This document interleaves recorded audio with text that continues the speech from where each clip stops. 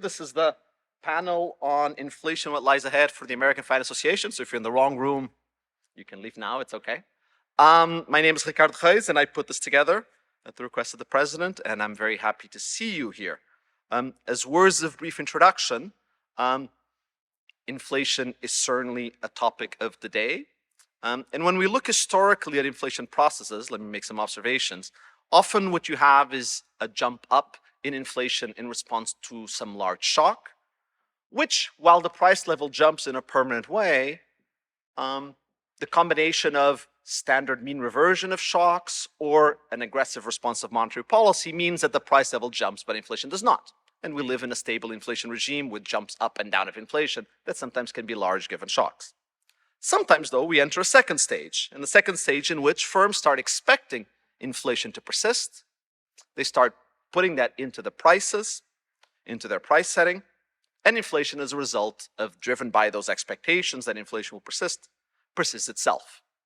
And in 2022, arguably, that is what the US economy entered with an inflation shock of 2021 that has now prolonged itself for something like 18 months or a little more. At this stage, of course, we see both macro variables, meaning that inflation and expectations moving, but also financial variables insofar as inflation swaps get paid or not. Interest rates have to move aggressively to control inflation, leading again to payments across sectors, and interest rates transmit through the financial sector through credit rates, deposit rates, as well as the volume and quantity of credit. I think it's fair to say that that's the second stage we've been and are just transitioning out of now. Big question looking ahead is whether we'll enter a third stage in which wages start in part not just picking up as they should, but overshooting what would be, let's say, a long-run steady-state value.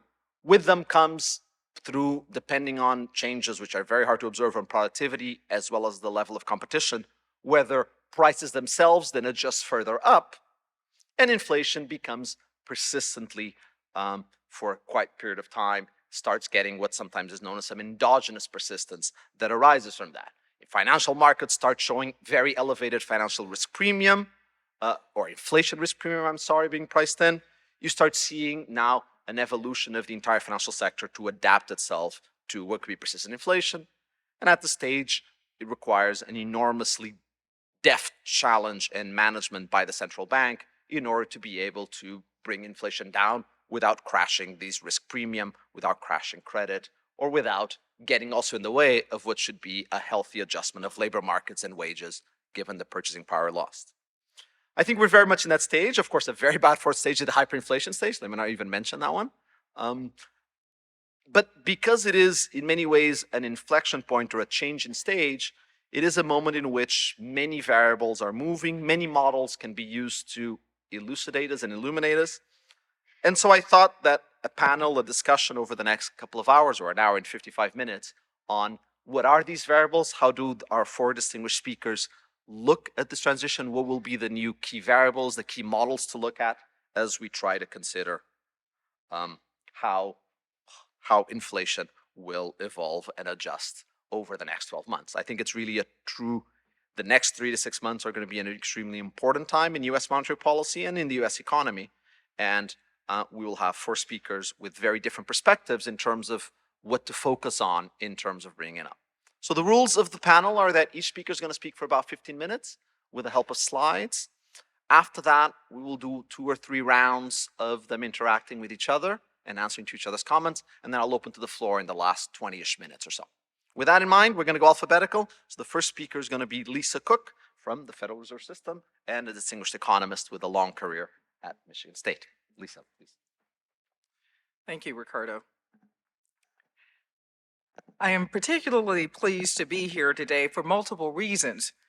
I think most of us feel some nostalgic pull to these meetings, though I do not think I want to revisit the frantic interview cycle ever again. These meetings allow us to meet and reconnect with colleagues, hear about new and valuable research, and have in-depth discussions on the subtler, more nuanced aspects of economics. I hope to do today with my fellow panelists on a subject what I hope to do that today with my fellow panelists on a subject that has my and the Federal Open Market Committee's full attention: inflation. I want to use my time to outline the unique set of challenges facing policymakers and academics today, as well as how we can better understand inflation dynamics in this new environment, including by looking at novel data sources. The effects of the pandemic and Russia's war against Ukraine have turned a spotlight on the supply side of the economy and its ability to adapt to rapid changes in demand and to navigate a seemingly never-ending sequence of adverse supply shocks. The unique nature of the supply and demand imbalances over the past couple of years has made it more difficult to forecast inflation, posing new challenges for monetary policy. One way to better manage these challenges is by continuing to monitor and even expand new data sources. Additionally, we have some key issues to consider in approaching revised models of inflation behavior. Before I turn to broader issues with modeling inflation, let me start with the recent inflation data. Inflation remains far too high, despite some encouraging signs lately, and is therefore of great concern. As a Fed policymaker, I am committed to bringing inflation down to our 2% goal. The 12-month change in total personal consumption expenditures prices through November was 5.5%. Core PCE prices rose 4.7% over the same 12-month period. That's figure 1. This measure omits volatile food and energy prices and tends to give a more accurate signal of total inflation's trajectory. Both figures are down a bit from the peaks reached in the first half of last year. However, monthly data are quite volatile, so I would caution against putting too much weight on the past few favorable monthly data reports. The high and volatile inflation seen over the past 2 years appears to reflect rapid shifts in demand, coupled with supply chain disruptions. This has led to sizable demand-supply imbalances across different sectors. To analyze these influences, I find it useful to consider core inflation in 3 categories corresponding to distinct components of consumer spending: core goods inflation, housing services inflation, and inflation in core services other than housing, as you can see in figure 2. In contrast to core goods inflation, which has declined over the past year, housing services inflation has continued to rise rapidly, and inflation in other core services has been little changed on balance. In the current environment, I find it helpful to examine a number of somewhat new indicators when assessing inflation pressures within each category. Starting with goods inflation, I've been closely observing indicators of capacity constraints along global and domestic supply chains. Shortages, bottlenecks, and other logistical issues have hampered production and boosted distribution costs for a significantly longer period than we had anticipated a couple of years ago. Fortunately, many indicators suggest that shortages of inputs have abated and transportation costs have started to fall. For example, the list of industrial inputs that respondents to the Institute for Supply Management's manufacturing survey indicate are in short supply is now shorter than it was at its peak at the end of 2021, as you can see in figure 3. Supply constraints are far from fully resolved, however, and respondents to the December ISM survey still report difficulty procuring items such as electrical and hydraulic components, rubber and steel products, and of course, semiconductors. The supply of semiconductors has been a particularly strong driver of inflation in the motor vehicle industry and has affected that sector's ability to produce vehicles, a matter I highlighted in a speech in Detroit in late November. In assessing the degree to which shortages of materials and other inputs are constraining goods production, I've been following the quarterly survey of plant capacity utilization, which asks firms whether production in their plants was below full capacity in a particular quarter and the reasons for any shortfalls. As you can see in figure 4. These data show a decline over the past year in the number of plants that continue to operate below full capacity due to logistical challenges, as well as parts or labor shortages. Yet those readings remain quite elevated in the third quarter of last year relative to rates observed before the pandemic. Turning to housing, a sector in which demand has been quite strong since the onset of the pandemic, the housing services component of core PCE continued to register rapid increases. However, the Housing Services Index tends to adjust quite slowly as it measures the rise in rents for all tenants, including those with continuing leases, and the rise in the rental equivalent cost of owner-occupied housing. Changes in the rental market are reflected in measures of average rents with a lag. Partly for this reason, I find it useful to consult market rents paid for new leases, which are a more timely indicator of how housing services prices are likely to change over the next 6 to 12 months, as you can see in figure 5.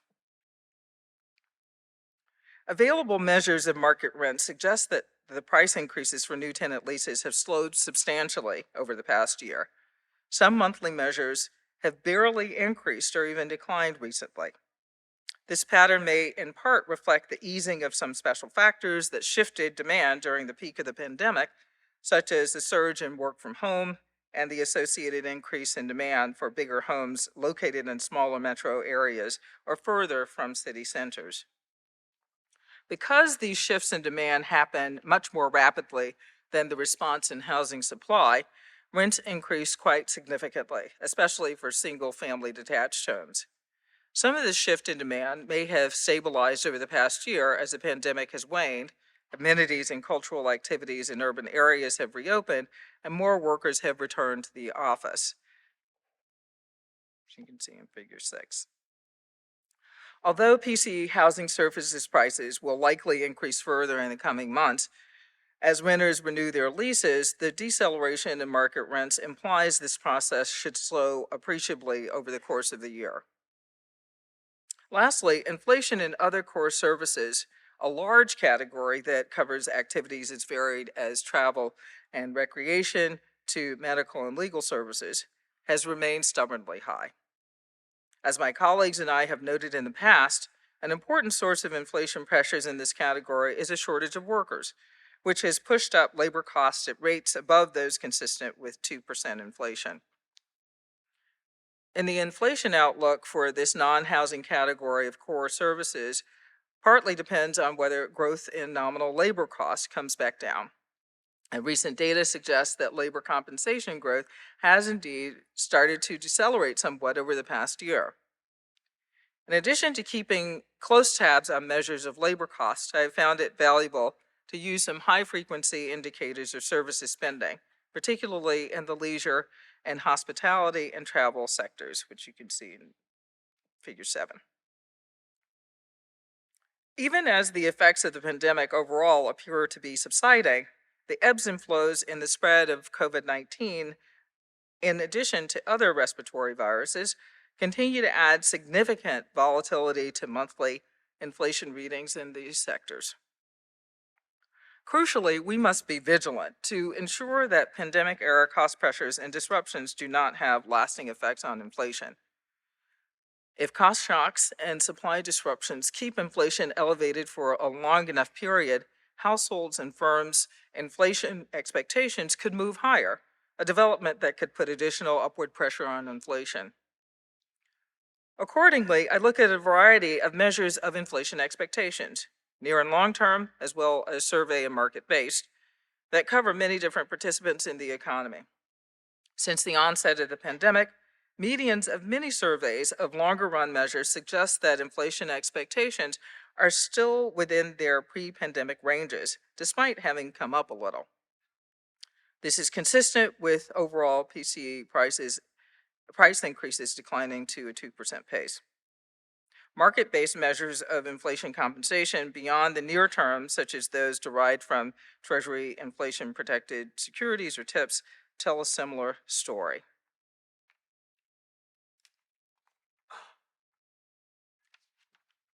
I have looked beyond the headlines of the survey data to assess how inflation expectations are moving and responding to the current high inflation environment. For example, in the Michigan surveys of consumers, we can compare households' perceptions of past inflation to their expectations of future inflation at the 1 year and 5 to 10 year horizons, as you can see in Figure 8. The comparisons show that while households have raised their inflation expectations over the past few years, especially for the short-term measure, the increases were far less than 1-to-1 for how much they perceived inflation had already risen. I will monitor these comparisons to ensure that inflation expectations remain well anchored. Any de-anchoring of expectations would be a major concern, as it could cause the high inflation that we have been experiencing to prove more persistent. Looking ahead, the outlook for inflation will depend in part on how the factors restraining supply responses and boosting cost pressures in each of these three main PCE price categories play out. I think it is quite possible that the organization of production and supply chains will look different in the coming years from the way they did before the pandemic, as firms evaluate some newly exposed trade-offs between keeping costs low and supply availability. We should keep a close eye on the incoming indicators of production disruptions and bottlenecks. We should also advance our understanding of how an environment of more frequent disruptions to the production and distribution systems will affect potential output, feed into inflation, and become an important element in forecasting inflation, assessing risks, and adjusting monetary policy. We must continue to advance our understanding of inflation and its underlying structural causal relationships, as well as our ability to forecast risks. Progress in these areas would help us better assess developments in real time. Some questions deserve further attention and study. As sectoral supply-demand imbalances have played a key role in understanding inflation in recent years, would adopting a model with multiple price components improve our understanding of and ability to forecast overall inflation? Relatedly, should we look to inflation models with nonlinear threshold effects, which could capture, among other things, supply constraints? The pandemic has had a much more prolonged effect on labor supply than many expected, and rapid nominal wage growth has accompanied the recent rise in inflation in ways that traditional measures of labor market tightness, such as the unemployment rate gap, might not be capturing. Many analysts have used data on job vacancies to go beyond a simple unemployment rate gap indicator, and I see merit in such approaches.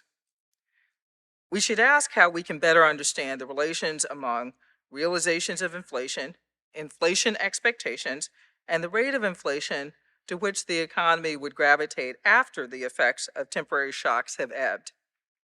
Finally, we should consider if there are ways to better anticipate structural breaks in the inflation process. For example, inflation could become a non-stationary time series process if inflation expectations were to become de-anchored. The responses to these questions lie in further research that will be made richer, more useful, and hopefully easier if we expand our data sources to include more real-time and other novel indicators. When the economy is disrupted by a once-in-a-century event, there is no such thing as too much data and too much analysis. Thank you.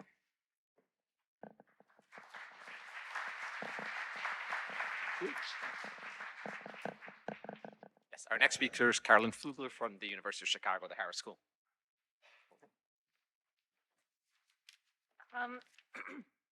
All right. Thank you so much for inviting me. Thanks so much for putting this exciting panel together. I'll try to pick up where Lisa left off, which is real-time data. And to start, I've studied inflation since my PhD. My PhD dissertation was inflation and asset prices. And of course I did this because I thought inflation was a big deal, even though at the time it wasn't. So, I've worked on inflation index bonds, nominal bonds, and I think financial markets are particularly interesting because they are by their very nature forward-looking. So, so what I've been wondering about, and I want to shift gears just a little bit because, of course, the level of inflation is one thing to care about, but for me, really the worst case scenario is something like the 1980s, which is not just very high inflation that of course hurts everyone, but also persistently high unemployment at the same time. So if you have these two things together, high inflation and high unemployment, stagflation, which is something that people talk more and more about, I think that's really, you know, in a category of its own. And I think because you just have these two bad things happening at the same time. And what I've been wondering about is to what extent do financial markets anticipate this happening? And just to give you a very quick preview, the short answer is no, at least not to this date. This does not seem to be priced in at this point, maybe because monetary policy is different than it was in the 1980s.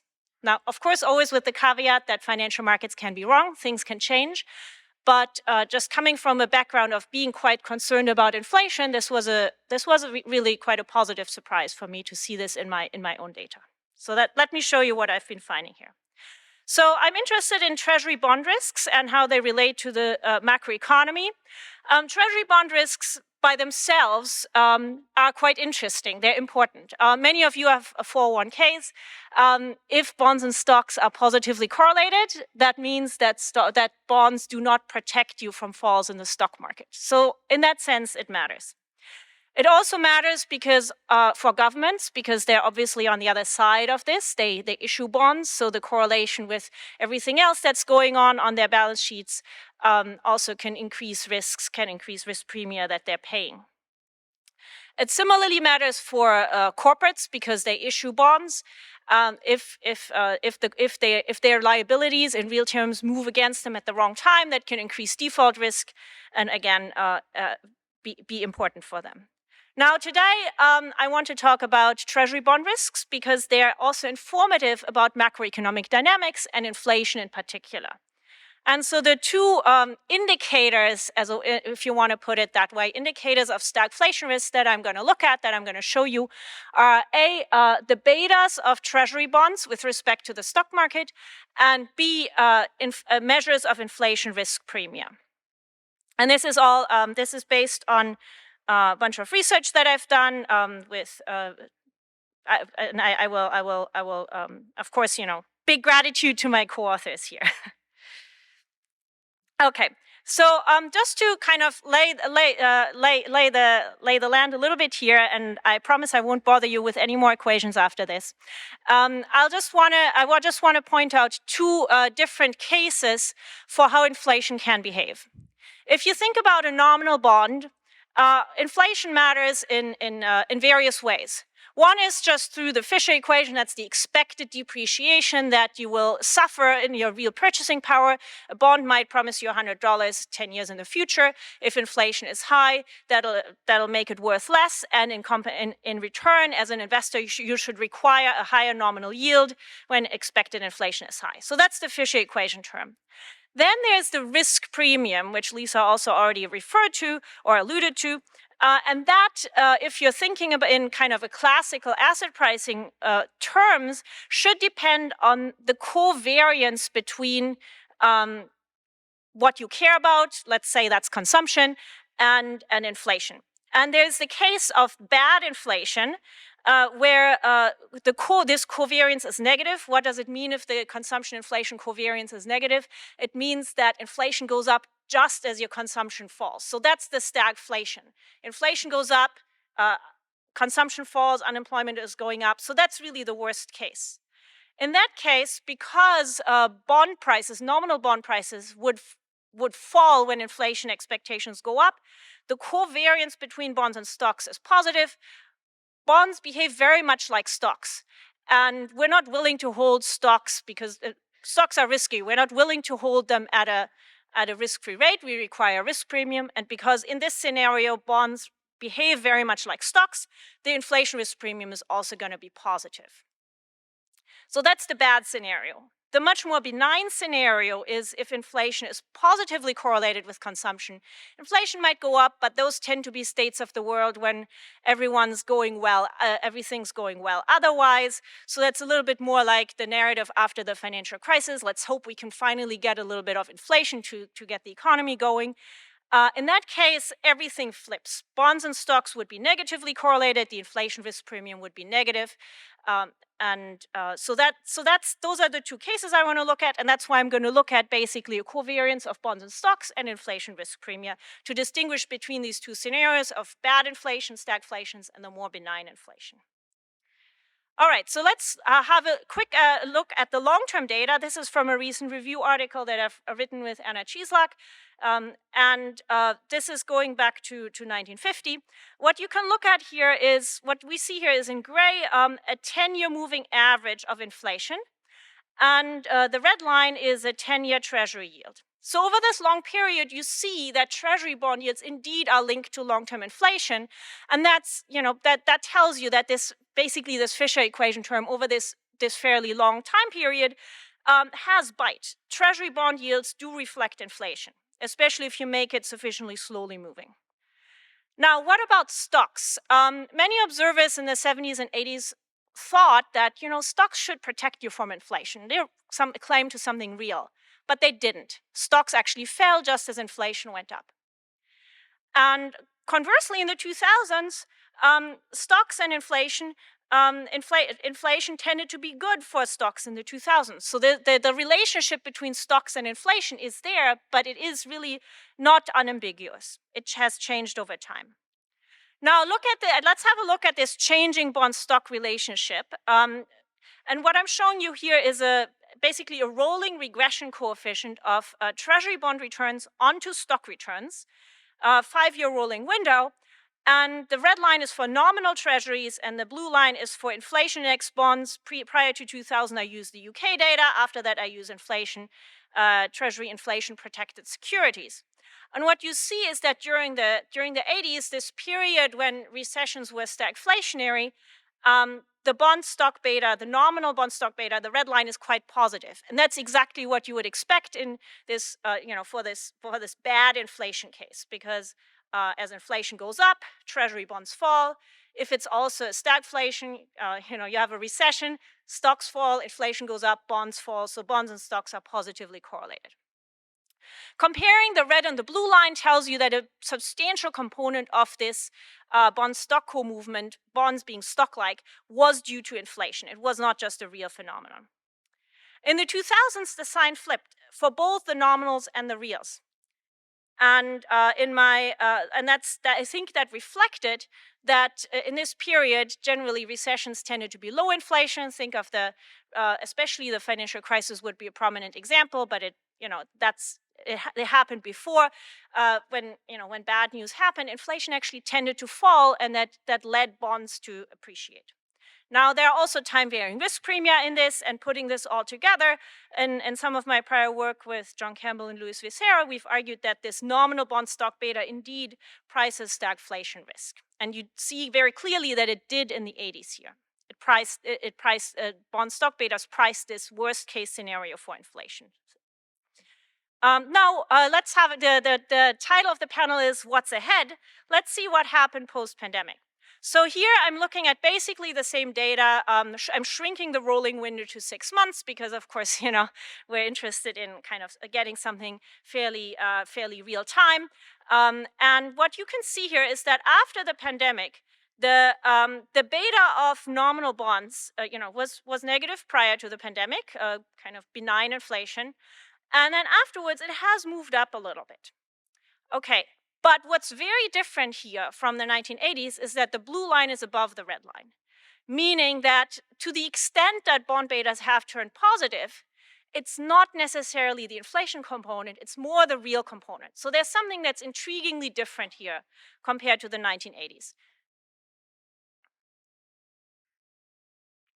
Now, let's just have a look at the raw data. When I first saw this, I thought, did I do something wrong here? Let's just look at the raw data. So here I'm showing you 10-year break even in blue against the S&P 500, same time period. You see that after the pandemic, break even in the stock market have moved together. So as priced inflation expectations go up, the stock market has tended to go up and vice versa.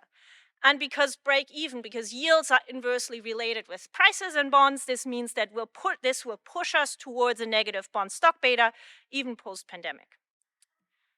Conversely, for real yields, so these are the inflation indexed yields in blue, they have tended to move against the stock market. And because, again, yields move inversely with prices, this will tend to push us towards a real bond stock beta.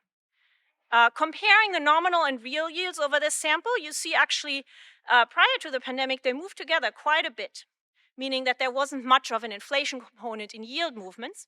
But after the pandemic, they decoupled. So there actually was a difference between nominal and real yields. All right, so what about inflation risk premia? This is, again, from my paper with Anna Cieslak. Here we're comparing break-even inflation, so the priced inflation expectations, which of course aren't just inflation expectations, they also have a risk premium, against carefully maturity-matched inflation expectations. And what you can see here is generally the red line, which is the inflation swap rate, is a little bit below the blue line. So that means inflation risk premia have tended to be negative. That's consistent with this negative bond stock beta post-2000. And after the pandemic, there's not a huge change. Maybe a little bit of a change, but it's not, it's well within the normal variation. So again, if you compare how much of a risk premium is in inflation swaps and markets versus inflation expectations, again, there's not a huge indicator for this stagflation risk here. Can I say a little bit about the economic drivers, which of course is, in the end is the interesting question. Now, a lot of people look at these bond stock movements. This is a quote from D.E. Shaw. They, hedge fund. They say, well, we think it really depends on the bond stock movements move around, and if we think it depends on the shocks hitting the economy. The Wall Street Journal in May, just as the Fed started really on its tightening cycle, argued, well, maybe it's going to depend on whether the Fed is very proactive in hiking interest rates. Now, I put this into a model, new Keynesian model with a lot of asset pricing features, time-varying risk premia. And I use this model, I fit it to the 1980s, I fit it to the 2000s. It's kind of a big calibration exercise. The punchline of that is Treasury bonds turn risky when you have both.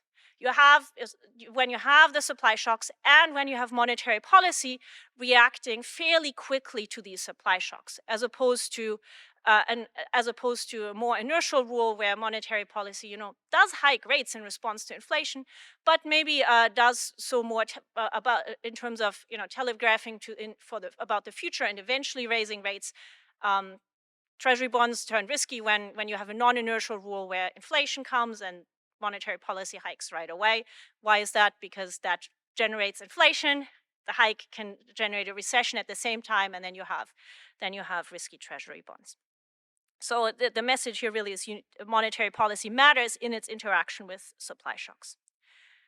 What about time-varying risk premia? I think these are important, and I think what the connection to what we're talking about today is that there is an effect of, if investors believe that Treasury bonds are safe due to the underlying inflation process, then if anything happens that makes them more risk averse, that's actually that's great for Treasury bonds, because then you get a flight to safety. And that means that the bond stock movements that we measure, just because time-varying risk premia are always big in financial markets, it means it's very much a forward-looking measure. It's about the expectations of the equilibrium, much more than about the realized shocks.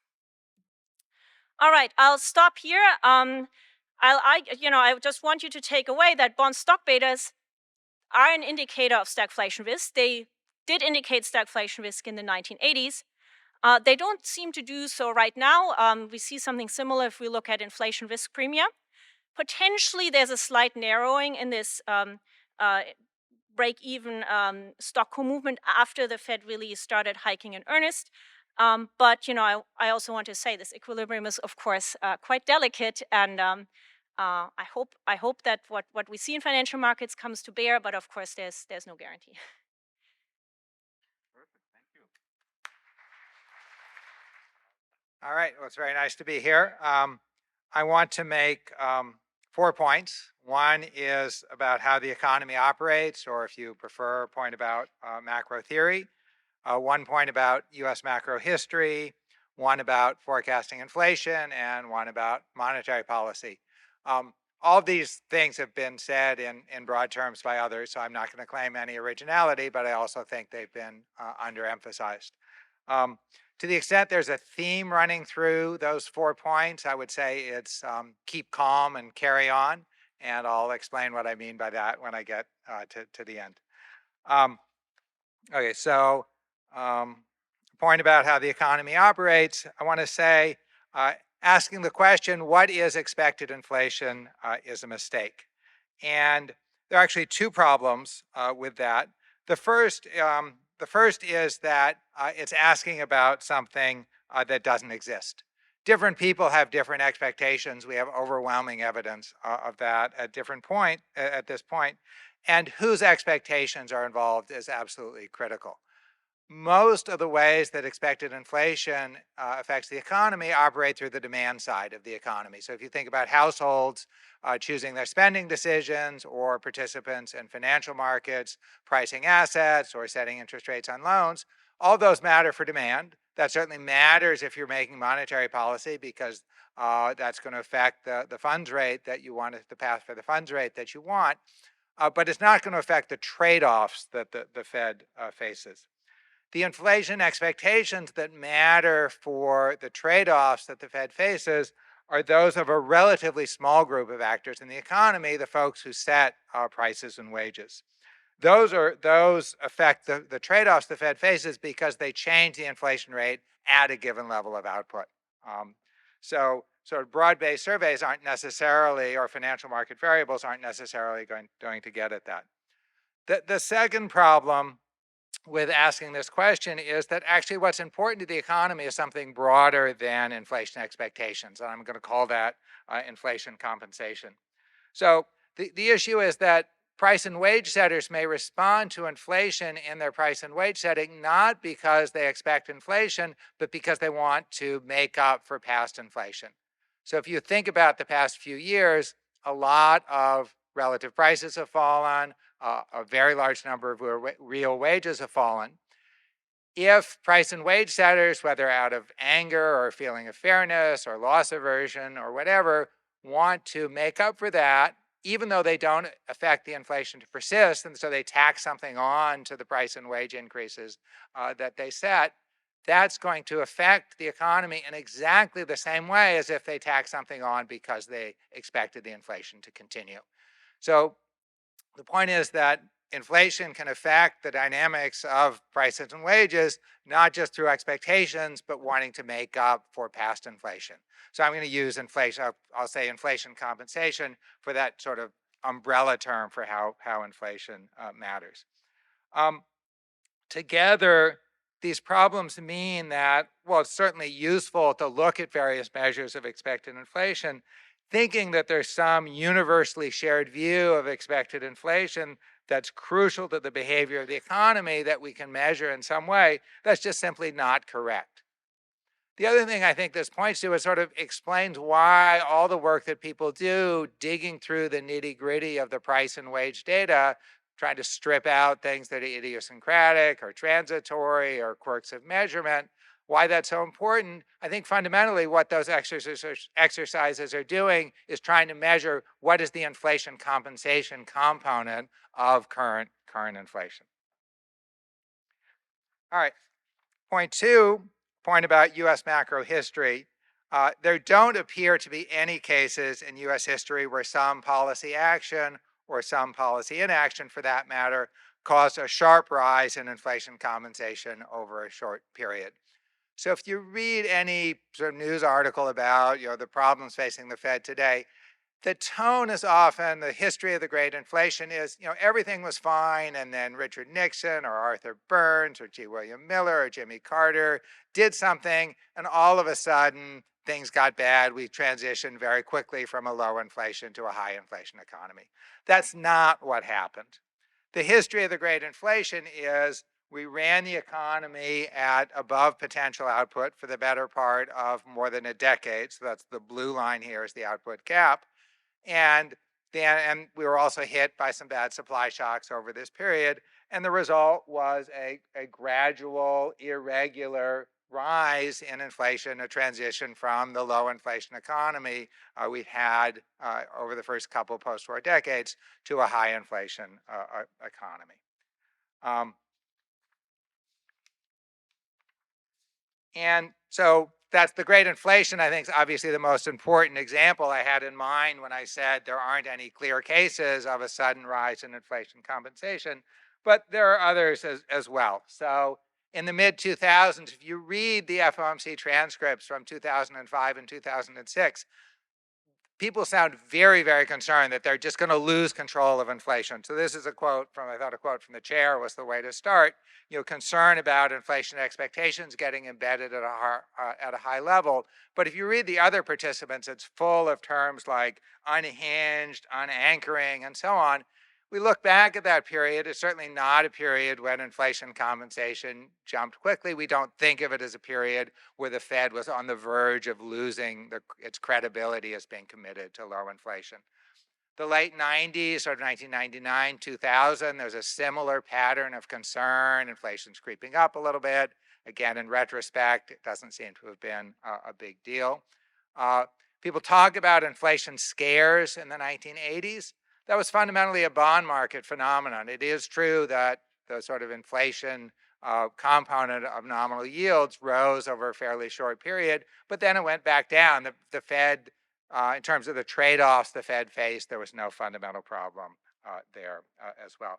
Now, this isn't to say that the Fed shouldn't worry about the credibility of its commitment to low inflation. That's incredibly valuable. It's incredibly important. It would be terrible to lose it. But it does suggest that the Fed's credibility isn't as fragile as it's often made out to be. The other thing I want to be clear, I'm not saying, I don't want to say that the Fed shouldn't worry about inflation or be working hard to get it down. Of course, it should be doing those things. But the reason to do that isn't to preserve its credibility. The reason to do that is inflation is bad. So there's a lot of evidence that inflation is harmful for real economic performance. There's absolutely overwhelming evidence that regardless of its impact on real performance, people loathe inflation. So of course the Fed should be working to get it down. Okay. Point three. What's going to happen to a point about forecasting inflation. The question we would all like the answer to is what will happen to inflation? And I've put the answer up there. It's bolded and italic, and I could have done all caps. We don't know. That's the right answer to that question. We don't understand inflation. I think the best piece of evidence is the inflation in the last 2 years. That was a complete and absolute surprise. So for concreteness, I looked at the survey of professional forecasters from the first quarter of 2021, but you could have looked at other things as well and gotten similar messages. So starting with the point estimates, the forecasters on average were not expecting anything unusual to happen. I looked at core. I don't want to penalize people for not knowing that oil prices would go up and things like that. I think that the second bullet there is more interesting. The highest individual responses were 2.5% for 2021, 2.6% for 2022. I think that the third bullet is really the interesting one. So the SPF, to its credit, asked people for a probability distribution. The highest bucket is, will inflation be over 4%? And the average probability across respondents of inflation being over 4%, again, their expectations as of the beginning of 2021, 0.07% was the probability for 2021, 0.09% for 2022. Both those numbers are actually unusually low for that survey. So in the estimation of experts, what we've witnessed over the last 2 years is not a once in a decade or once in a century event. It's a once in a millennium surprise. It would just come completely out of the blue. Our non-understanding of inflation, we say, well, it's not fair to say we don't understand inflation in a pandemic. That's not surprising, but let's roll time back to the Great Recession. We had an enormous rise in unemployment. Core inflation barely budged. That contradicted a lot of standard views about inflation.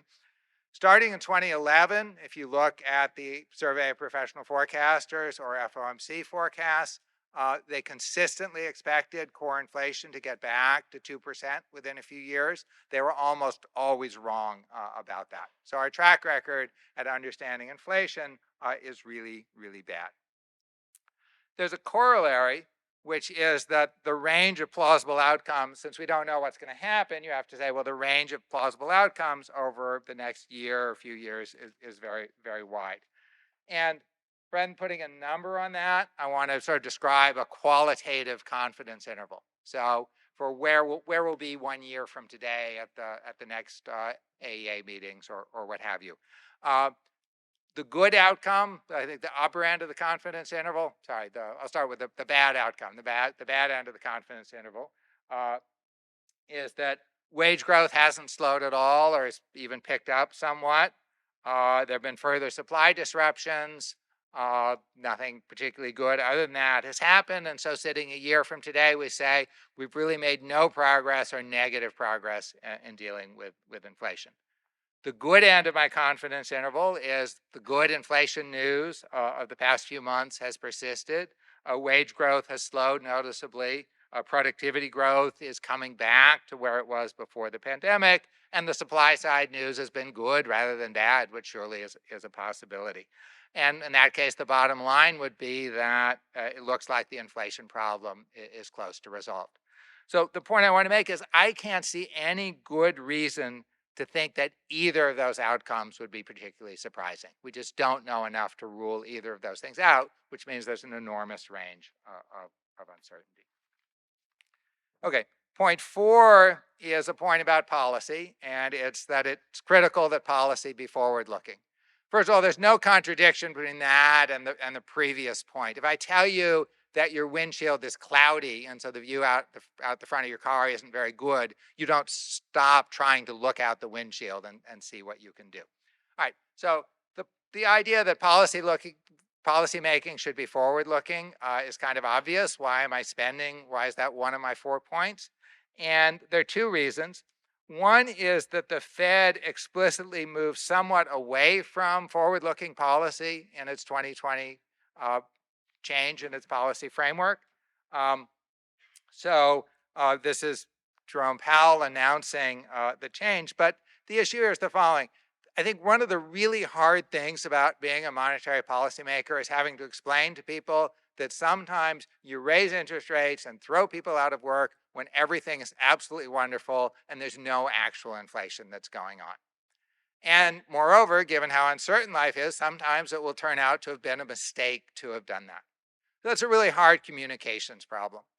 In 2020, the Fed dealt with that communications problem in part by saying, well, we just stop doing those policies. We'll stop being as forward-looking. We won't respond to a hot labor market until we see actual inflation. I don't know how important that was to the Fed being slow in responding to the hot economy in 2021, but I think it's likely that it played some role. It's a mistake not to use all the indicators you have of where inflation is going in the future, and a hot labor market is an indicator that inflation may rise.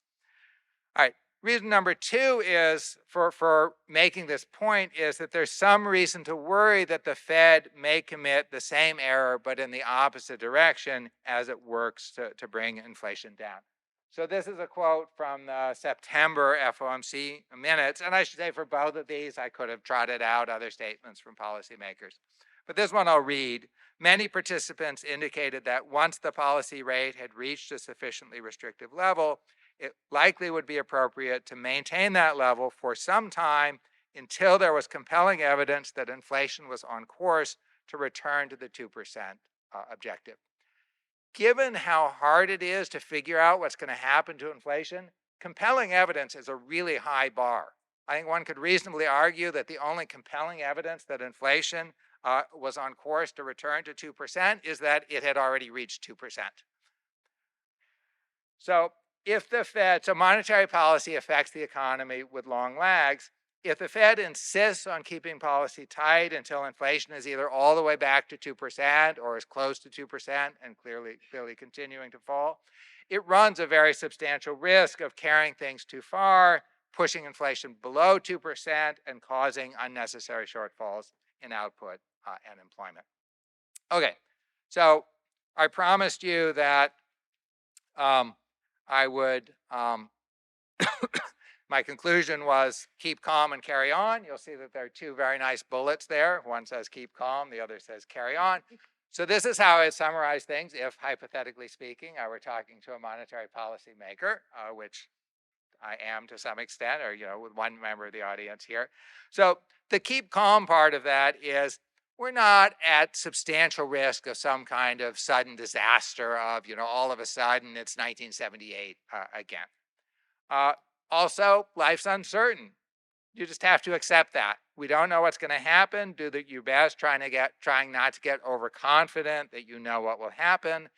And likewise, there's no magic variable that's, the uniquely insightful thing about where things are headed or the current state of the economy, and you have to accept that as well. What's the carry on part? Inflation is a big problem. So you got to keep going and dealing with that.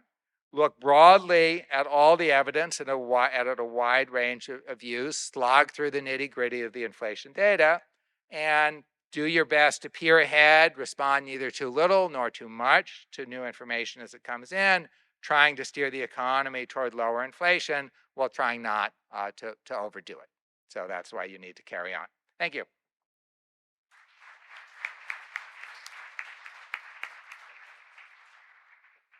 Very good. And our last speaker is Philipp Schnabl from NYU. Well, thanks a lot for having me here. Thanks a lot to Ricardo for inviting me. Ricardo gave me some clear instructions on what he wanted to hear today. So first of all, he wanted to hear something about the future. And second of all, he wanted to hear something about financial institutions. So I took these instructions as an excuse to dig into some issues over the break I've been interested in, which I think are relevant for monetary policy and inflation, and those are the slides I put together for today. So I'm very much looking for feedback from the panel members and the audience. And the one issue I want to focus on and talk about is quantitative tightening, and it will become clear as I go through it why I threw the banks in the title. So quantitative tightening, just to be clear, so we're on the same page, what is it? Quantitative tightening is just a reversal of quantitative easing, the policy of central banks to purchase long-term securities. So quantitative tightening is sort of like letting those roll off and shrinking the central bank balance sheet. Now, in the beginning, when it was tightening, there was quite a bit of talk about that. I think there's much less of it, so that's why I think it deserves some discussion. There's some discussion around it in Europe right now. In general, it's a policy which will be with us. It's already the second rate hiking cycle where we do have some quantitative tightening. And it's definitely relevant for most central banks because most central banks have engaged in some quantitative easing in the past. Now, what is going on in the US? Well, the Federal Reserve had reached a balance sheet of almost $9 trillion in 2021, and that included a large portion of agency-backed mortgage-backed securities. So the MBS, which are put together by Freddie and Cheney, to a total of about $2.7 trillion. I want to focus on those. And the Federal Reserve has announced that they basically going to stop buying those. They're going to stop adding to that, and they've already done that. And that they would reduce their holdings basically by letting existing MBS roll off. So they're going to shrink the MBS holdings. Initially, the cap was basically you're not going to reinvest some of the proceeds. The cap was $17.5 billion per month, although that's higher by now. Now, why do we care about this? Well, I think there are two reasons. One is I think we want to understand the effect of quantitative easing, quantitative tightening on long-term interest rates. So if you think that quantitative easing mattered, and there's quite a bit of evidence that it did affect long-term rates, well, it's likely that quantitative tightening will matter as well. There are different theories on how it matters, so hopefully by looking at quantitative tightening, it's going to shed some light on the theory of why it matters and how large the effect is. But the other reason is, the idea of quantitative tightening, especially when we think about the MBS rolling off, is going to affect the housing market. Now, one place where monetary policy already had a big effect, arguably, is that the cost of housing finance greatly increased over the last year. So if you just take the rate on the 30-year fixed rate mortgages, it went from somewhere around 3% in 2021 to almost 7% in 2022. And so I think understanding the role of QT in determining the housing cost, mortgage cost, and therefore the nose affecting housing inflation is important. And understanding how much already it did and potentially how it will do so going forward are two things I want to touch upon. Okay, so what's the status of QT so far?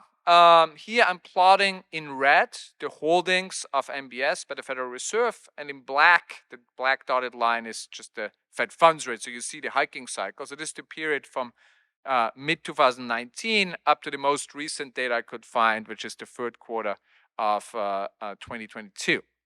So the first part, you see quantitative easing. Actually, the Fed entered the pandemic already with 1.4 trillion of MBS on their balance sheet. So that's from previous quantitative easing cycles.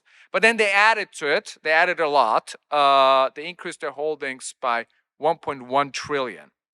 Then in 2022, you kind of see the red line stops going up. It's sort of flattening out. That's when they stop buying. And then now slowly we are starting to reduce it. My estimate is in the second or third quarter of 2022, reduced it by 25 billion, a little bit less than anticipated, partly because there's less refinancing and so there are less MBS rolling off, but larger reductions are going to come going forward. And my understanding is that they are larger now already. So that's what the Fed has been doing. And now I want to introduce what the banks have been doing. So here I'm doing the same plot for the banks. And if there's one empirical fact you want to take away from this presentation is that it looks almost identical. So if I go back, it's going to be hard for you to tell the difference. Now the numbers are slightly different, but they're the same order of magnitude. So the banking sector, these are just the commercial banks, the US banking sector entered the pandemic holding roughly 2.1 trillion in mortgage-backed securities. And they've been adding to this during the first 2 years, just like the Fed did. So banks have been massive buyers of MBS. They added to almost 1 trillion to their holdings. So these are similar size purchases as what the Fed has done. And now, just as the Fed is reducing their holdings, the banks are doing this as well. And my estimate is that they reduced their holdings by a little bit less than 200 billion. That's what you see here. You see sort of the red line going down in 2022. So for lack of a better word, I'm going to call that this bank-led QT, quantitative tightening. And this quantitative tightening in terms of order of magnitude is actually larger than what the Fed has done. So if you want to think about quantitative tightening, don't just look at the Fed, also look at the banks. Now, just to summarize this, so who is buying MBS now? These are net purchase by investor type. I tried to estimate that from the financial accounts, call reports, and SIFMA issuance data. There's a little asterisk to it because I had to take out agency non-MBS, but I think these are the best estimates I could come up with. Point is, during the early part of the pandemic, both the Fed and the banks were massive buyers. Other investors, mutual fund REITs, households, others, so others categories in the financial accounts were actually selling to the banks and the Fed. The rest of the world didn't do much during the pandemic years. But now that we're in this hiking cycle, both the Fed and the banks completely stopped buying, and they're rolling off some of the MBS. So now the other investors have to step in, and that could potentially affect the cost of MBS, the yield on MBS, and therefore the cost of mortgages. So 2 questions I want to ask. First, why did the banks do that? Why are banks engaging in their own QE/QT? Where's this coming from? And then second, that's going to be more speculative, but does it affect the housing market already? Does it lead to an increase in the mortgage cost? So on the first point, what you have to know, and you might be familiar with this, but I'm showing you here, that banks had giant deposit inflows early in the pandemic. So, they entered the pandemic with roughly 13 trillion in deposits. Banks to this day, including the large banks, are primarily financed with deposits. And then at this large inflow in deposits, so they added almost 5 trillion during the first 2 years of the pandemic. Now, some of it is a bit mechanical. So firms were drawing down their credit lines that can generate, in the short run at least, some new deposits. Also, when the Fed buys some securities from the non-bank sector, that can show up as deposits. But to a large part, this was also driven by flight to safety. So think of other investors, households not wanting to hold risky assets, but want to hold sort of safe deposits. And then obviously government programs geared towards households and small businesses. They received checks, and a lot of these checks ended up with the banks and weren't spent initially, partly because there was no place to spend it. And so banks had this challenge, and here I'm giving you a quote from one of the bank CEOs of a large bank from Bank of America, sort of laid out the math in a call with analysts. Basically said, well, deposits exceeded 1.9 trillion, our loans are 900 billion, so the difference, we've got to put it to work somewhere. We have to invest it somewhere. Now, where do they invest it? Well, what's important to know is that banks are very careful about matching the effective duration of their assets and deposits. So deposits are nominally short-term, but the kind of deposits which are coming in were effectively actually long duration. So why is that? Well, deposits were coming in were mostly savings deposits. They're considered sort of sticky funding because they're interest rate insensitive, and as a result, effectively have this long duration. So here's another quote from a bank CFO. This is from Wells Fargo, saying, well, the deposits come in, that's what it's referring to, but the least rate sensitive deposits, they grew as a percentage of the overall deposit base. So now what I'm plotting here is, again, in black, you just have the Fed funds rate. This is the hiking cycle. But in red now, you have the deposits, and I indexed them to 100 at the start of the pandemic. And in blue, the blue dotted line, is going to show you the MBS holdings, which I also indexed to 100 at the start of the pandemic. And you can see that they sort of track each other. So as the deposits are coming in, banks are effectively putting a lot of that into MBS. And that's just sort of the idea that, banks invest to sticky deposits in long-term securities, not just MBS, but MBS is a big part. That minimizes the interest rate risk, actually, and this is some work I've done with Itamar Drex and Alexis Savov, because you're exposed to interest rate risk by having long-term securities, but you hedge that because you have the opposing interest rate risk with your deposit franchise. And so that's a way for banks to engage in the asset liability management, meaning reducing their interest rate risk exposure overall. Okay, so why did it reverse? Why did banks engage in QT?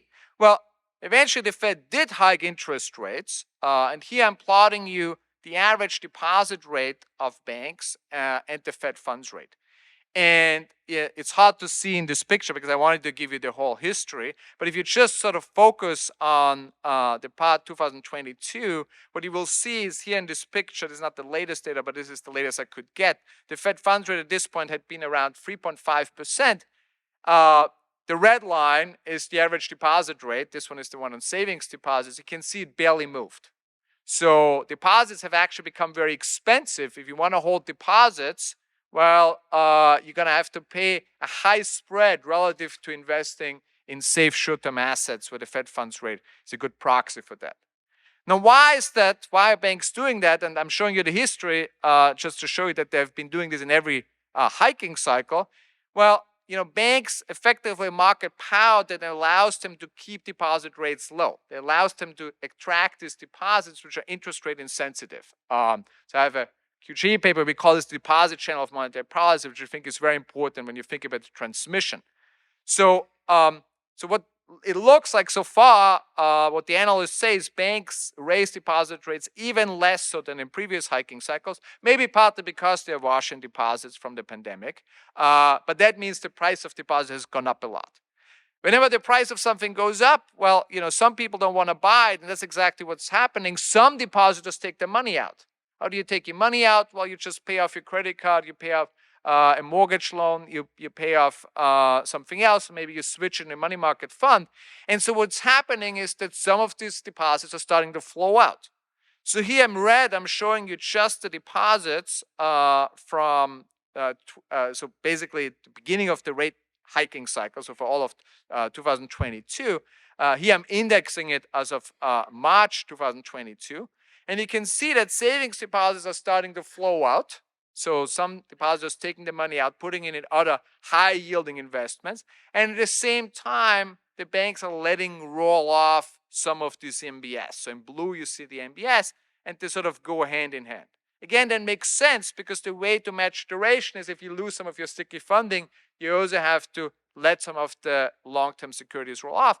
And so that's the reason, I would argue, why the bank effectively engaging their own QT.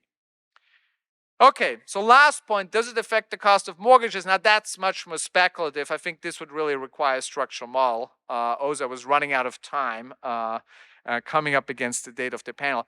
But in general, why would you think does it matter? Well, these new MBS buyers, they don't have deposits, so they don't have the natural hedge of holding long-term securities. Maybe they also have less expertise, at least some of them, the MBS market, so you think they're going to charge a higher risk premium.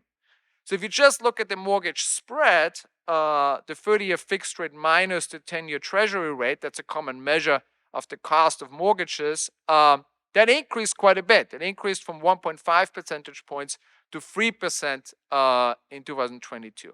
And at least in the time series, it sort of coincides with the time when banks started to reduce their holdings of mortgage-backed securities. Now, do I say that quantitative tightening can account for the entire mortgage spread or the increase? No. The spread can be decomposed into several parts. I'm relying here on some estimates from Pflueger et al., who have done that. There are sort of different components. One of them is the option cost. So in the US, a borrower has the option to refinance. That's priced into the spread. Since interest rate volatility has gone up, that option cost has gone up. Now, part of that, because the risk premium also has gone up in this market, could potentially be attributed to QT, but I don't think the entire part. One would have to decompose it. There's also duration adjustment because there's less refinancing. The effective duration is longer, although that effect should be small since the yield curve is pretty flat. There's the markup to lenders, which actually declined slightly, according to Pflueger et al. So that would mean the spread is actually even larger. And then there's the option adjusted spread. So that's kind of what's left over. That's probably quite sensible to attribute to the fact that that these new buyers are coming in and charging a higher risk premium. So I would say a lower bound is at least this option adjusted spread that was which accounted at least for some of the increase in spread. Okay, so let me summarize. Clearly the Fed started quantitative tightening with MBS, which I focused on during the last year. The interesting fact I want you to take away is that banks did something very similar, did their own quantitative tightening, and at least so far, that is even larger than the Fed quantitative tightening. Now, there is a rise in mortgage spreads, which potentially is at least in part explained by quantitative tightening. Now, what's next? That's really what this panel is about. QT is accelerating. So potentially, it could have a large effect on housing finance and housing inflation going forward. Ricardo also asks us to see are there any variables we should be looking at in order to evaluate these things. Well, I think I sort of tried to lay it out here. So I think, first of all, you want to understand what happens to deposit rates. They are slowly going up. The more they go up, the less outflows there would be. You can also look at deposit growth. That will tell you whether the banks have funding or not. That should feed into banks' MBS holdings. And then, it should affect the mortgage spread, MBS yields, and housing inflation going forward. Thank you. Perfect. Thank you. Um, so let's go. So let's now go around where each speaker is going to react a little bit to the others, and also to kind of my. Let me try to prompt that with some things that I thought from what the other speakers that raised questions. So starting with you, and given the room, since we have to come up and here's the microphone, I'll do one at a time. So Lisa, I mean, if you listen, you mentioned how you are paying a lot. You've been paying a lot of attention to capacity constraints, lack of labor in some labor shortage. I'm sorry, in some sectors, and generally trying to make sense of the supply side of the economy. Now, if I look at Carolin noted how real interest rates, or at least the real yields on government bonds, seem to have spiked up quite considerably. In many ways, very much so, going up, raising therefore questions on whether, beyond our obsession with inflation in this room, changes in globalization, changes in fiscal policy, and others may be presaging a period of higher R stars moving forward. David reminded us of the Fed running the economy hot in the 60s, and in the 70s, the extent to which catching up to the productivity changes then led to that persistent inflation going on. And Philipp noted how the housing market will be one to note, to pay a lot of clear attention, and the housing market being, of course, a crucial one where supply constraints tend to be important or not. So moving forward, one important concern seems to be on productive capacity. What's happening to our stars? What's happening to natural rates of unemployment if you're a little more old-fashioned? But generally thinking less about, well, I can't get a semiconductor now for the next 2 months, but really, are we seeing some long-run changes in where the productive capacity of our economy is, and how to think about it? How would you think about it in terms of, again, what variables would you think about, what models, how to make sense of whether the last 2 years have seen some permanent change in terms of productivity and so on in our economy? Could I trigger you to that, and as well as react to others beyond that? But I thought that was a good one to start. And yeah, you'll come, and then I'll do the same to the others. So thank you for that question, Ricardo. Certainly, I've been thinking about this quite a bit and gave a speech on it in November. We should be thinking about the productive capacity of the U.S. We should be thinking about potential output, where we are relative to potential output, for example. But I do want to be careful about something, because those are difficult to measure. There are many series that are difficult to measure. We know what's happening with productivity growth, but we see these swings, and this is very volatile. We have to not just consult the models that we're accustomed to teaching, like Nehru, like the Phillips curve. We've got to consult the data, because we don't always know where we are with respect to the Phillips curve. And we know what happened in the decades preceding the pandemic, but we may have sectors, for example, that are supply constrained and face a steeper Phillips curve, and others that don't. So there's an active debate about where we are with respect to, say, the Phillips curve, but we have to come back to the data, the actual data. We have to look at GDP, employment, financial conditions, and so on. So this is an interesting question. We should be thinking about the future and the capacity, the productive capacity of the U.S., whether supply linkages have been permanently changed. And that's going to tell us more about this. But the outlook is still murky. And I appreciate my dissertation committee members' view on this, to keep calm and carry on, because indeed we have to look through the things that we don't know much about yet, but we have to keep looking. We can't just say let's forget about the productive capacity of the U.S. We have to keep looking. and ask whether there's been a temporary change in supply linkages, for example, or there's been a permanent change. So I appreciate the question, and I'm afraid I may have given a somewhat unsatisfactory answer, but that's a part of keeping calm and carrying on. Very good. Carolin, your turn. 2 points I would like you to react to from the other ones. First, David says an enormous amount of uncertainty, not just always, but even especially now when it looks at inflation outlooks. Of course, you're saying that risk about inflation doesn't seem to have changed much, which of course is completely consistent as a financial theorist with just there having a lot of uncorrelated uncertainty with consumption. Is that what you think is going on, or how would you reconcile David's view that uncertainty is especially high now with your measures that we don't see a lot of risk? We seem to see a lot of uncertainty and risk.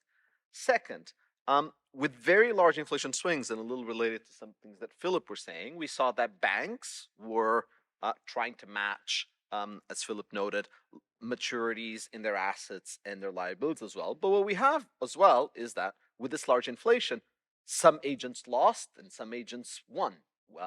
Some were long inflation, some were short inflation, implicit or explicitly, in different ways. You've been very forward-looking, and you've been very kind of classic finance. Let's talk about marginal investors and premiums. But of course, a lot of modern finance, as you well know, in institutions is about institutions have different capacities. Some suffer losses, some suffer gains, and that affects a lot of these premium that you in your career have measured so well. So can I get you to react to both of these things? Is risk uncorrelated? Is that, or sorry, it's not risk because it's uncorrelated uncertainty. And two, do you think the financial constraints are going to start binding your capacities having to do with the losses that come with the inflation that we've already had, the realized inflation beyond the expected one? Yes, thanks. Thank you for these very thoughtful questions. Let me just react, if I may, to, to the previous comment about R-star and capacity constraints that you made with regards to my comments.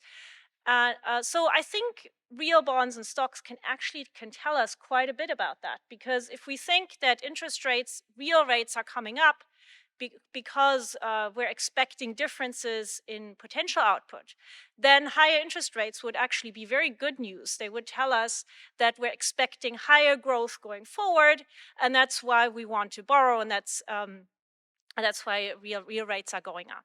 Now, in that case, we would also expect typically the stock market to go up because, you know, higher growth is good news. And we have not seen that correlation. We have seen, in fact, the opposite correlation, where higher real rates tended to go along with a lower stock market, and lower real rates tended to go along with a higher stock market. So, you know, while I completely agree that this kind of news about potential growth is you know, R-star has moved, and this news about potential growth normally can be a big component of stock market fluctuations.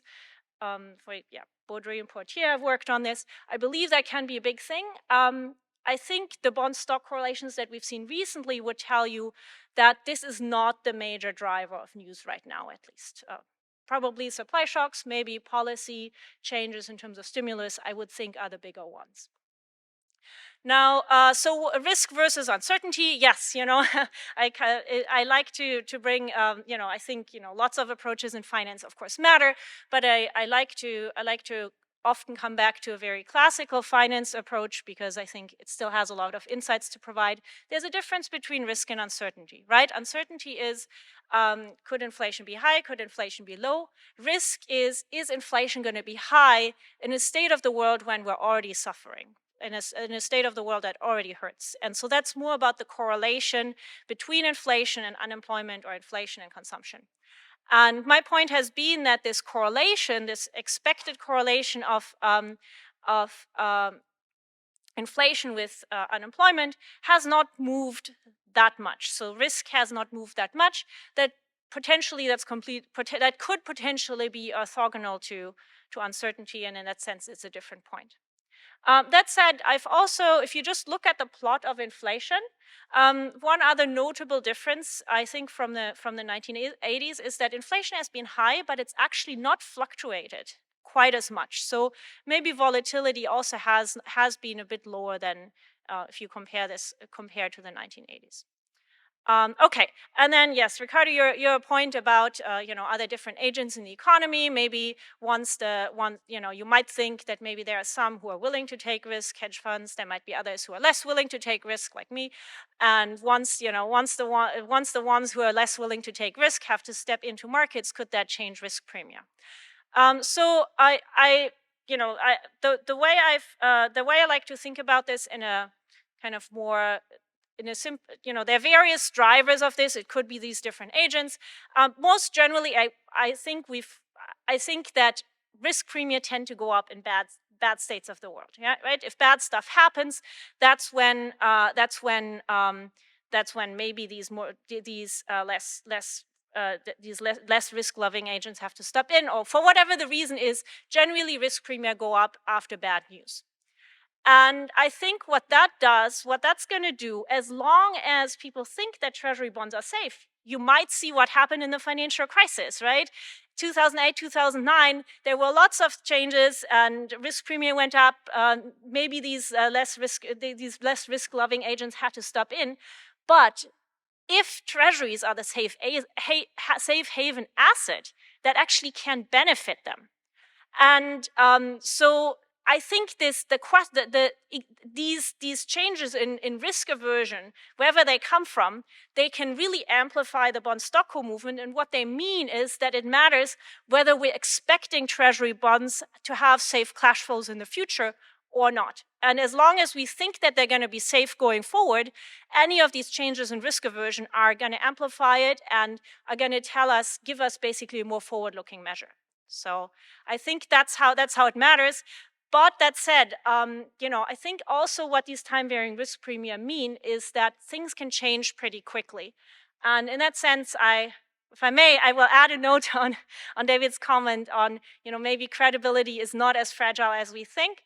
I think in terms of financial markets, credibility actually matters a great deal because, because as long as everyone thinks that the Fed will eventually get things under control, risk premia will continue to behave in this benign manner. If that belief gets lost, you can get treasury bonds becoming risky very, very quickly. That in emerging markets, or even in the UK, that has led to huge concerns for just borrowing at the government. Treasury departments wouldn't love it. So I think there is actually a lot of fragility due to these time-varying risk premia, which can amplify things and which mean that expectations and perceptions of what the monetary policy is going to do in different states of the world really matter. Thank you. Great. And that really was the cue to David, which is part of what I wanted to ask. David, I mean, you were focusing on your keep calm, carrying on, and your focus on inflation compensation was very much on firms and workers and the extent to which they will be slow, things are not going to change quickly, and that those are key agents in terms of the compensation you're looking for. I understood you as saying that, well, as for the financial markets, sure, there can be changes in compensation broadly understood there, but then again, that changes interest rates. Of course, the Fed sets interest rates, it can offset those, and in some ways, boy, that doesn't, I think you called it not changing trade-offs, but that's the way I understood it. However, at the same time, those happen quickly, and sometimes the end policy can work with lags. And given that, do you not worry that, especially as the Fed does change in interest rates over the next 6 or 12 months, that you could have some very large multipliers where a mere 25 basis point change in a federal funds rate can come with a many 100-point change in financial conditions as these compensations move very quickly. And as a result, you end up with the Fed having, with its blunt tool, not being able to, even if in theory, if it wasn't for the bluntness of the lags, it could offset them.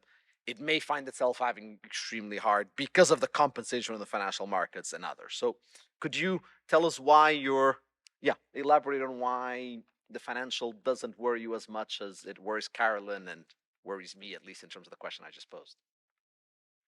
So I think that's a great question, and from both Carolin and Ricardo was basically the same. And yeah, the strong distinction, everything is either demand or supply.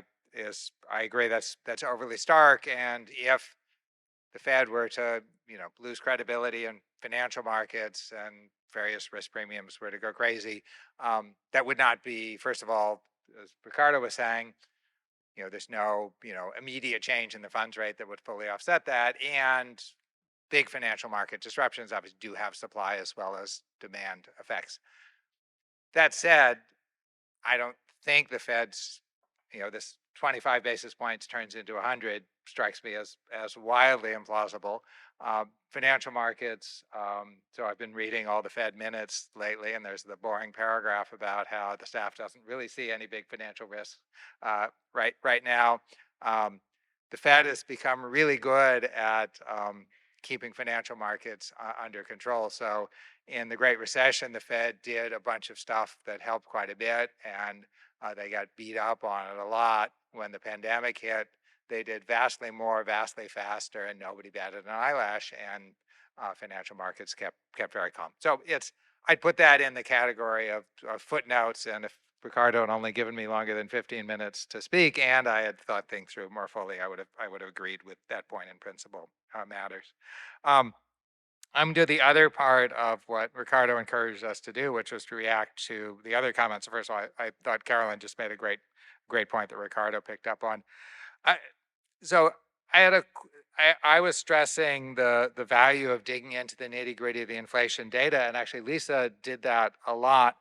And something I was wondering if you'd thought about was, how do you discipline that process? In other words, if you hire your two favorite members of, team life stinks and inflation, we're stuck with inflation, we're going to need a mega recession versus everything's going to be wonderful. And yeah, when I said transitory, I misspoke. I meant a few years, not a few months. They could each make a great case by picking and choosing. Or if you read the history of the Great Inflation, you see really, really smart people every month saying, oh, let's strip out this component and this component and this component, and really there's not an inflation problem. And eventually they realized that there was. I try not to use the term underlying inflation, because I think in the 70s, underlying inflation was we take out a lot of components of inflation that are rising a lot, and the underlying rate of inflation is what's left, and it's given that name because it lies under the actual rate of inflation. So how do you avoid sort of falling into the, this data is incredibly, incredibly valuable, but how do you restrain from talking yourself into whatever story you want? And Philipp's stuff I thought was incredibly interesting. I had two very basic questions. One was probably focusing just on the early part of the pandemic. Do we have a full accounting of the MBS market? Something like the two sides. What's the new issuance? Because it looked like there was a lot more buying than selling that probably can't be explained by new issuance. Or it seemed to me that there was a data residual there. I was curious about that. And the other related to the going forward, to what extent, suppose on date X, the Fed announces its path for quantitative tightening, banks get a bunch of news about what's going to happen to deposits are going to shrink along a certain path, and then things unfold exactly as expected. I don't think these are classic financial market things where some efficient markets theory say all the responses of interest rates and prices and spreads should respond at the moment of the news and something should happen thereafter.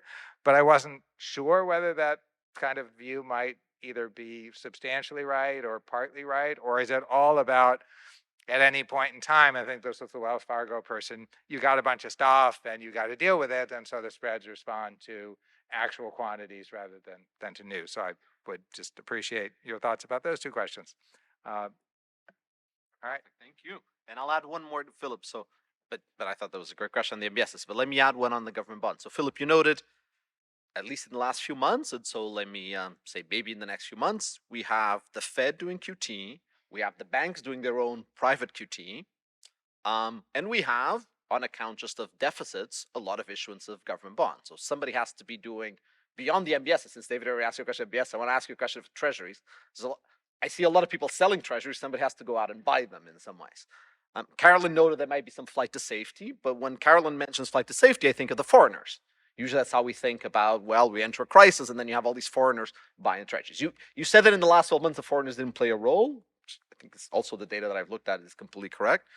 But if we have all of these people selling treasuries and we talk about flight to safety and treasurying well, there has to be, it can't just be a magical gnome. Usually it is the foreigners buying them, and so they will be pivotal there. Now, this is the foreigners, though, coming in at a position where, unlike in the keeping calm of 30 years ago, we have the US being now a much more of a net debtor than it was. And two, we have a global inflation shock that's really affecting people in different ways. Different regions, different ways. And so, how do you think about, in terms of the flows that you said, about how is the market going to clear? What are the foreigners going to be irrelevant, marginal, crucial, in terms of how that market, together with the MBS questions David asked?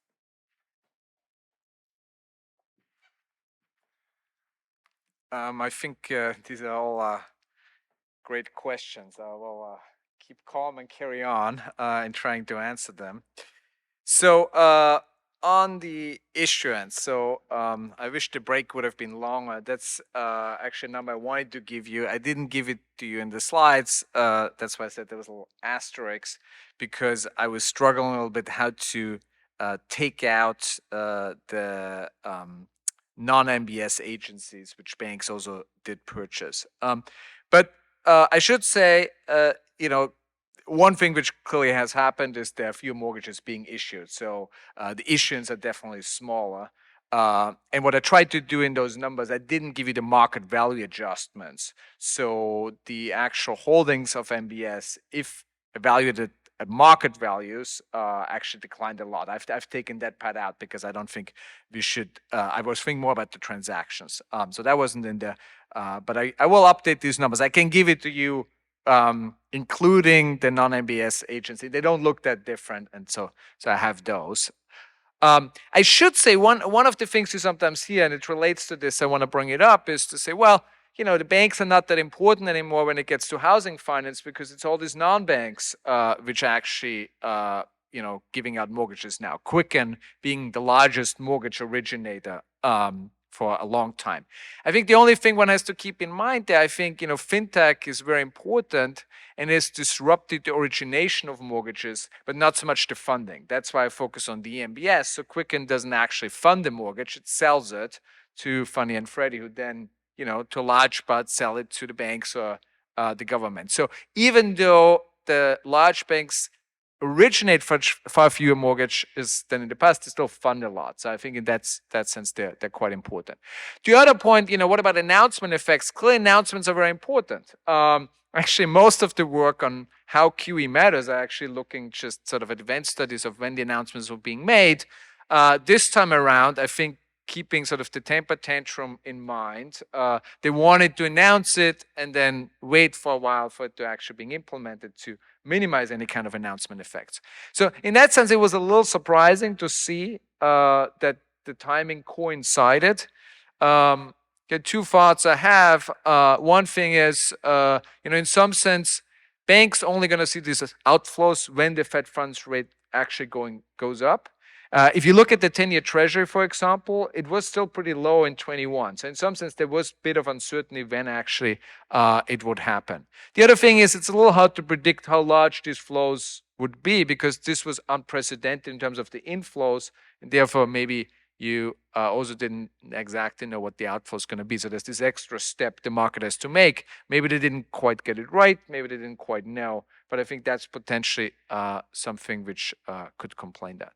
And then I think, to Ricardo's point, who is purchasing the MBS? I mean, I think that's something I want to dig in deeper. I mean, I think that's important because, if you think of those as being, in some sense, the experts, if you think of those as, potentially being hedged otherwise, you wouldn't expect much an effect on the housing market. But on the other hand, if you think that, this is a massive change, you go from taking the two largest purchasers, you take them out of the market, they stop buying, actually, they're rolling off their mortgages. They're not actively selling, I should note that, but they're sort of reducing their holdings this way. You would think this could be a big disruption. I think looking into the identities of those would be helpful in terms of understanding this better. So.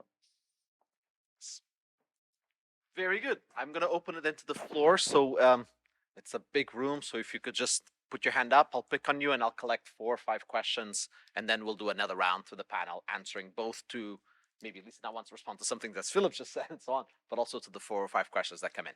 So I'm going to pick on some of you. Please put your hand up and I'll pick, and please stand up and just try to speak out loud. So, gentleman in the front. I'm Charlie Kimball with the in October, I was in Washington at a meeting where Jacob Frankel, the previous chairman of the Bank and chairman of spoke about conditions when you're driving along, your windshield is foggy, and you don't know whether you're on a bridge or a pier. You don't throw out the old textbooks. And I think what he meant is the old textbooks in the period of high inflation related very much to one of the things, which is the money supply.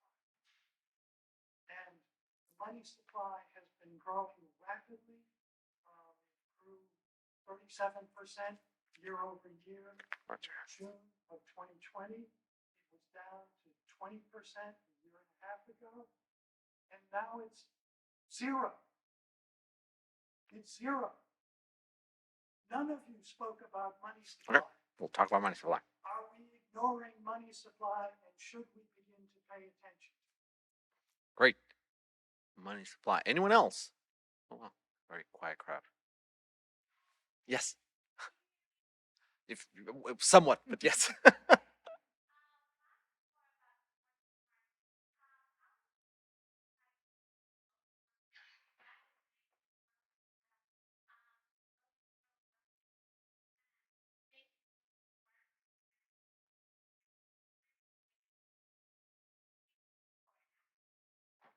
Did you get that? Okay. I got it. Anyone else? Oh, yes.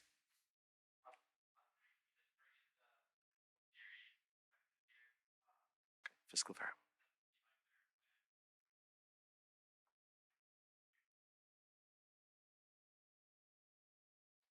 Okay, one more if, yeah.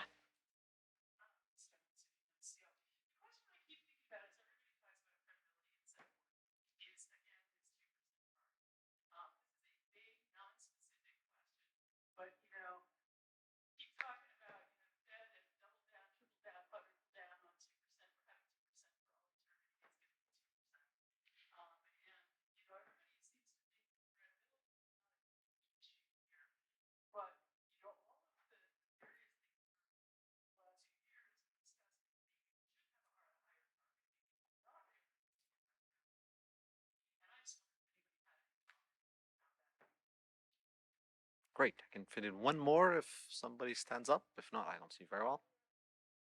I really can't. Oh, okay. I see you now. Sorry, I have the flashlights on me. Okay, go ahead.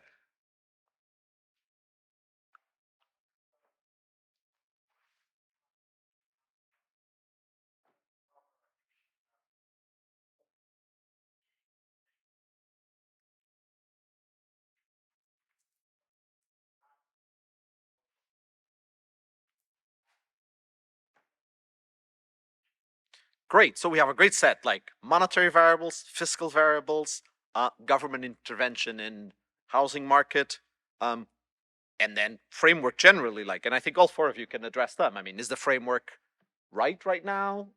Would you change it, including, say, the inflation target that it is? So, again, same order, I think. Yeah. So Lisa, pick up in whatever you want or what others said, but generally thinking about these other variables and monetary, fiscal, or others, or institutional.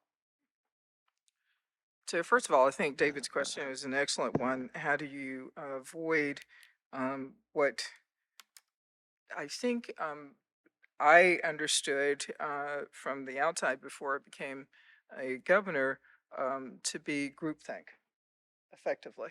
So how do you avoid adopting the same view or convincing yourself that every measure of inflation is the one that is favorable and justifies action? So I want to assure you that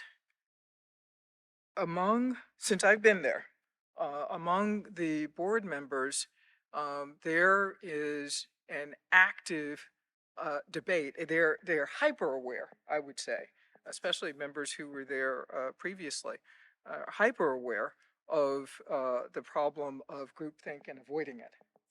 So I think that my impression is that there are more questions being asked about various measures. Possibly, it may not be, I can't speak to what happened before I got there in May, but these aren't just being taken for granted, and those of us who are new are coming with a whole different set of questions. So we're not accepting anything as religion, and we're asking about the underlying processes that are being used to develop these measures. We're just not listening to the measures and taking them wholesale. So I think it's a good question. It's a good reminder too, that we should always be wary of groupthink. And the speech that I gave in Detroit was looking at data related to productivity, but also looking for, in the previous speech that I gave at the Peterson Institute, I have been saying, and I continue to say, that we should keep looking for data and models that enlighten us more. Never a panacea, never a silver bullet, as you were saying, but we should continue to be skeptical and continue to look for better ways of understanding inflation dynamics and other processes that are relevant for monetary policy. So that's a first question. Second one, with respect to money supply, my colleague Jim Bullard talked about this yesterday. We are not ignoring this. So I would refer you to his comment yesterday, and that speaks to the heterogeneity on the board and on the FOMC. So this is one illustration of how we're not thinking about inflation processes and other variables and our decisions in exactly the same way. We're not a monolith. And with respect to the 2% target, is there a higher target needed? And what about the Fed's credibility? A 2% target is what we have. And I just got here. So, maybe ask somebody else, but I just got here. So this is what we're working with. And this is what we are aiming to bring inflation down to. I think it's a good debate to have. I think it was a really interesting debate when I was sitting outside of the Martin building, outside of the Federal Reserve.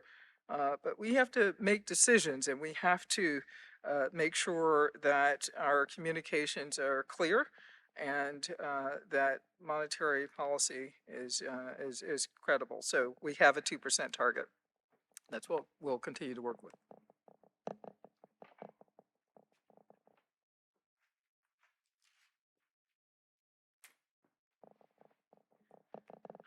Yes, thanks for the excellent questions, and I think this is really great. The questions are really great in terms of broadening the perspective a little bit. I think, the questions of, is there a fiscal component to inflation? To what extent does money supply matter? These are all very important things to keep in mind. And I think the key question is, what does it mean for what policy should do in the end? And it seems plausible to me that stimulus did play a role. At least from financial markets. The sense that I'm getting from these bond stock correlations that I'm looking at is that supply shocks matter, that these sort of stimulus sort of shocks also probably mattered. I think in terms of what monetary policy should do, the answer is still what David pointed out, which is, steer a steady course and respond to inflation, but don't rush it, don't overdo it. Stay predictable, stay credible. And I think a similar answer, I think, applies to these fiscal shocks. My understanding, I haven't worked with them directly, but my understanding is that they can often look similar to a shock to inflation expectations in a Phillips curve. Again, I think there, of course, when it's fiscal, there's a question, of how powerful is monetary policy if it can affect anything. But I think to the extent that it can, if it's a one-time shock to inflation expectations, again, monetary policy jobs, I think should be to move steadily, move predictably, address the inflation, but also try not to make mistakes in the in the meantime. Of course, that's a tall order, but I think in that sense, what I've seen in financial markets inflation risk premia is that financial markets investors seem to be on board with the current policy so far. Regarding the inflation, long-term inflation target, break-even inflation, 10-year break-even inflation, so the priced inflation expectations are 2.2% right now for the US. I think that's an enviable situation compared to other countries. And I wouldn't mess with that. Thanks very much. But yeah, in general, I agree with the keep calm and carry on approach, and it seems like a lot of people with way more money than we are seeing it likewise.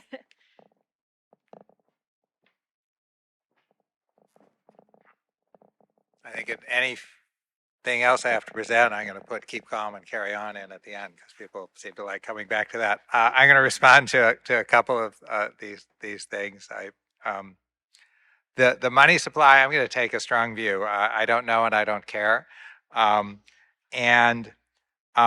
you know, I enjoy reading Fed minutes and transcripts. And there's a great quote from Henry Wallach, who was a monetarist governor in the 70s, was one of the big dissenters in the Great Inflation.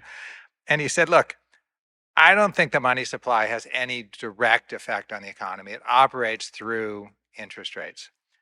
And the reason I want to target the money supply growth is I don't know what right interest rates to set are, and particularly in an environment where inflation is uncertain. And I thought that was, it helped me understand monetarism much better than that one sentence, anything I'd ever read from Milton Friedman or Anna Schwartz or anything. And the problem is, I think now the idea that the money supply would provide additional information beyond what the Fed staff can do with its forecasting beyond interest rates, I just don't think that's the case for two reasons. One is financial markets have changed so fundamentally that the money supply is extremely hard to define and therefore very hard to measure. And second, we pay interest rates on reserves, and that I think fundamentally changes that, because the money market equilibrium, we used to teach our undergraduates that money paid no interest, the nominal interest rate was the opportunity cost of holding money, and so on. That's just not how the money market works. So I'll take a strong view on that one. The fiscal theory of the price level, I don't think that way, so let me try something slightly different. I think right now, despite high deficits and despite bad projections, financial markets, for perhaps for better or for worse, have quite a bit of confidence in U.S. government securities, and so I think it's basically the Fed can do what it wants with monetary policy without worrying about fiscal things, and that's what determines inflation. I could see that changing at some point. If we don't have a functioning government, for example, for an extended period of time, and we start to have, a fiscal crisis, then the Fed would obviously be placed in a very difficult position, whether you let the government, securities market fall apart, or you at that point do basically monetize some of the debt. But I don't think that's relevant for now. I think the 2% inflation target question, I thought that was a great question. I think I have, actually, if I had made a fifth point, it was going to be about that. And I realized that was more speculative and I didn't have a lot of substance beyond it, but let me use this point to give my thoughts. First, I think it would be a mistake for the Fed to say, oh, we had a 2% inflation target, we were really committed to it, but now that inflation has gone higher, well, we didn't really mean that. I think that is very damaging to credibility. If you're going to raise the target, I think you should be below the new target when you get there. So I think if the Fed were to decide, and I could see the case for this, that 2.5 or 3 would be better, I would like them to have gotten inflation down to at least 2.5 or 3 or below that before they did that. The other thing is getting all the way down to 2 may be very hard. There is suggestive evidence. Anything that comes from estimating Phillips curves is suggestive because they fall apart whenever you estimate them. But that there's suggestive evidence that getting the last little bit to 2, either from above or below, is very, very difficult. And so, the Fed did not get overly exercised when they missed 2% from below by 0.5 point for a decade. If they get down to 2.5% and they take a more opportunistic approach to getting down the last 0.5%, or they decide to actually, at that point, think about the target and raise it a little bit above 2, that might be a very reasonable thing to do. But that's not relevant now because they're very far from that. The cute way I wanted to summarize that was to say, I think the Fed's medium-term goal is to make sure that pi is less than E. Because that's a very nerdy way of describing it. So they make sure they get inflation down to below 2.71828%. But whether they get all the way down to 2, I think is less crucial. It was so nerdy that not even this audience thought it was funny. You didn't hear the last thing You didn't hear the last thing. Oh, everyone. Okay, I think all the hard questions have been answered, but there's still one on quantitative tightening. I mean, is it the right or the wrong thing to do? I don't really know the answer to that. I think Ricardo recently said in an interview that the central bank should not engage in quantitative tightening. I hope I cite you correctly. Should it use more for managing financial stability? I think that's a sensible view. That being said, I think we got us into quantitative tightening because we did quantitative easing. There's a sense at the zero lower bound that if we can't affect short-term rates, we want to affect long-term rates. It looks like it has an effect, in particular if the type of securities where you need some expertise. That's why I focused on the mortgage market. I mean, in generally, QT refers not just to the mortgage market, but in general to long-term rates. So now I think we're trying to figure out, do we want to use these instruments in addition to sort of the conventional monetary policy, just changing the short-term rate. And I think, that's something to be explored. I think there are some reasons to do it. There are some reasons to not do it. I think at this point, since we are doing, we might as well try to understand what kind of effect it has on long-term rates or long-term spreads. And I think then it's up to the FOMC committee to decide do they want to separately target long-term rates in addition to, short-term rates and the path of short-term rates. And I think that's an open question. Okay, we're pretty much out of time. So let me just thank the speakers, Lisa, Carolin, David, and Philip. I thought it was a very, very rich discussion, and it was interesting how varied it was the perspectives. And then we went to the floor and we got even more variables and more things to think about, which I'll take as validation of my prior that it's really a turning point insofar as the next few months in terms of thinking through inflation and structures and others, even if David tells me to keep calm, which I will try to. So thank you very much again. Thank you to the speakers and enjoy the rest of the conference.